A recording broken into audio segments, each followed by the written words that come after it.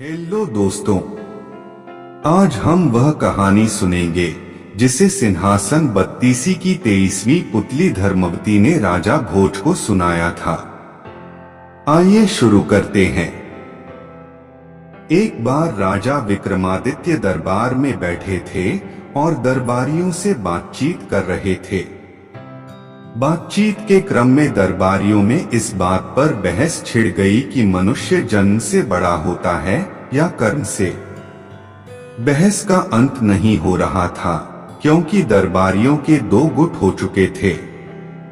एक कहता था कि मनुष्य जन्म से बड़ा होता है, क्योंकि मनुष्य का जन्म उसके पूर्व जन्मों का फल होता है।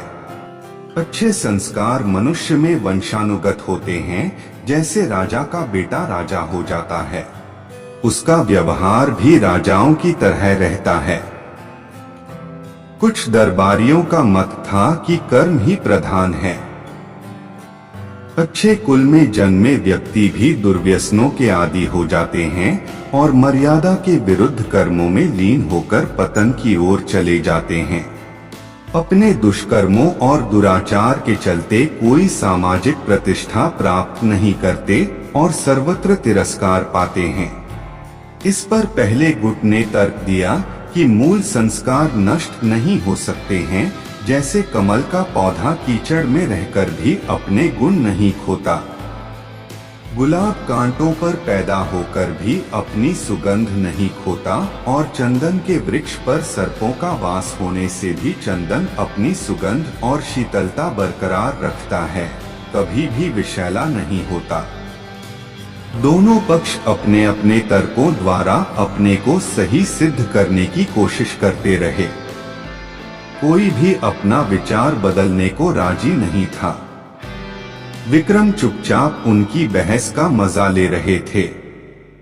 जब उनकी बहस बहुत आगे बढ़ गई तो राजा ने उन्हें शांत रहने का आदेश दिया और कहा कि वे प्रत्यक्ष उदाहरण द्वारा सिद्ध करेंगे।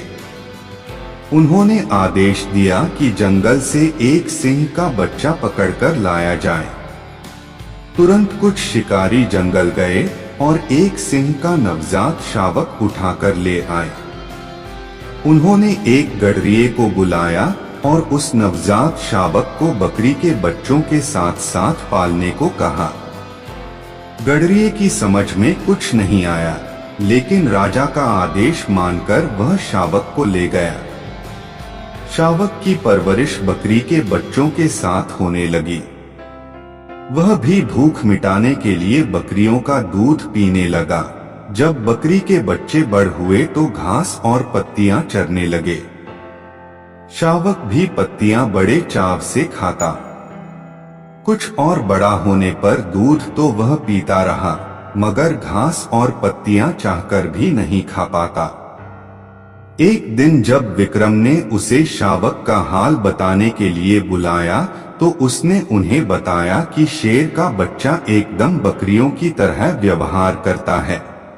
उसने राजा से विनती की कि उसे शावक को मांस खिलाने की अनुमति दी जाए, क्योंकि शावक को अब घास और पत्तियां अच्छी नहीं लगती हैं। विक्रम ने साफ मना कर दिया और कहा कि सिर्फ दूध पर उसका पालन पोषण किया जाए। गडरिया उलझन में पड़ गया। उसकी समझ में नहीं आया कि महाराज एक मांसभक्षी प्राणी को शाकाहारी बनाने पर क्यों तुले हैं। वह घर लौट आया। शावक, जो कि अब जवान होने लगा था, सारा दिन बकरियों के साथ रहता और दूध पीता। कभी कभी बहुत अधिक भूख लगने पर घास पत्तियां भी खा लेता। अन्य बकरियों की तरह जब शाम में उसे दरबे की तरफ हांका जाता तो चुपचाप सर झुकाए बढ़ जाता तथा बंद होने पर कोई प्रतिरोध नहीं करता।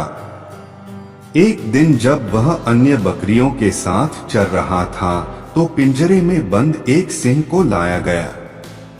सिंह को देखते ही सारी बकरियां डरकर भागने लगी तो वह भी उनके साथ दुम दबाकर भाग गया।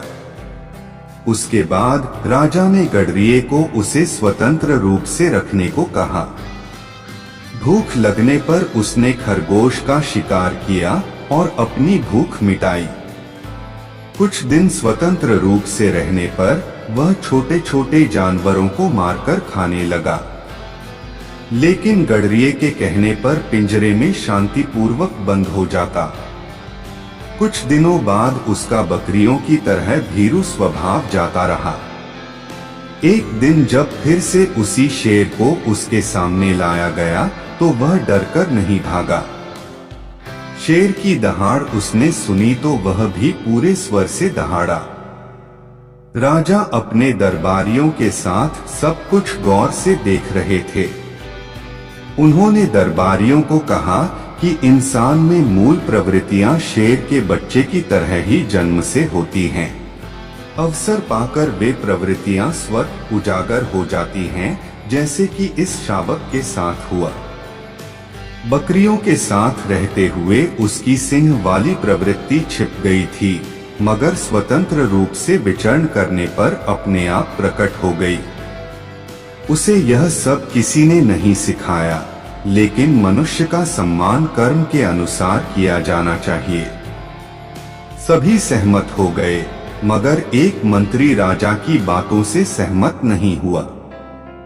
उसका मानना था कि विक्रम राजकुल में पैदा होने के कारण ही राजा हुए, अन्यथा 7 जन्मों तक कर्म करने के बाद भी राजा नहीं होते।